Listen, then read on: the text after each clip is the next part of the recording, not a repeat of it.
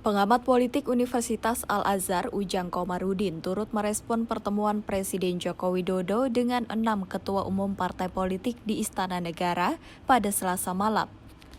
Ujang mengatakan pasca pertemuan tersebut, ke-6 ketua umum partai politik pendukung pemerintah itu tampak memperlihatkan gestur positif yang menunjukkan bahwa arah pembentukan koalisi besar kemungkinan akan terjadi. Ia pun menyebut arah capres koalisi besar bisa saja mengarah pada Prabowo Subianto, karena dinilai pas dan cocok ketika parpol lain yang tidak mendukung Ganjar dan Anies Baswedan dapat mempersatukan suara untuk membangun koalisi besar dan mengusung Prabowo.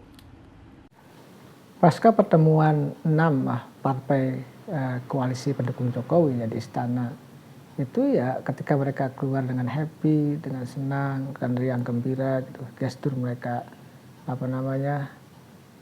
luar biasa senang gitu ya. Ini menunjukkan bahwa ya kelihatannya arah-arah koalisi besar itu akan terjadi. Ya kita lihat saja dinamikanya ke depan, dan arah pada koalisi besar itu bisa saja mengarah pada capresnya Pak Prabowo, dan itu memungkinkan karena kita tahu bahwa PDIP sudah mengusung Ganjar, lalu Nasdem sudah katakanlah tidak dianggap koalisi Jokowi, sudah mengusung Anies Baswedan. Ya satu-satunya yang pas dan cocok ya dalam konteks koalisi besar itu ya ketika non PDIP, non Nasdem ya sudah mengusung capres masing-masing, maka yang lainnya bisa satu barisan gitu ya, satu irama untuk bisa membangun koalisi besar untuk mengusung Prabowo sebagai capres. Dan itu memungkinkan ya, karena politik itu ya serba mungkin.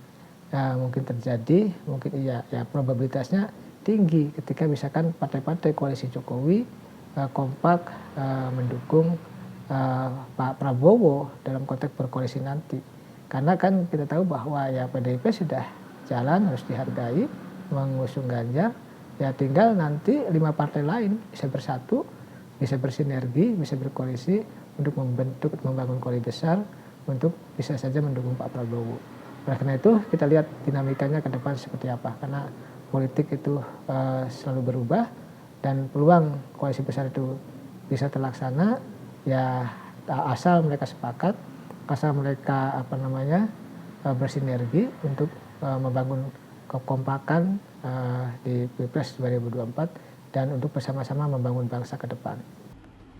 Sementara itu menanggapi adanya peluang koalisi besar yang disebut bakal mengusung Prabowo Subianto, Wakil Ketua Umum Partai Gerindra Habibur Rahman pun mengaminkan pernyataan tersebut, serta berharap koalisi pendukung Prabowo Subianto dapat semakin luas.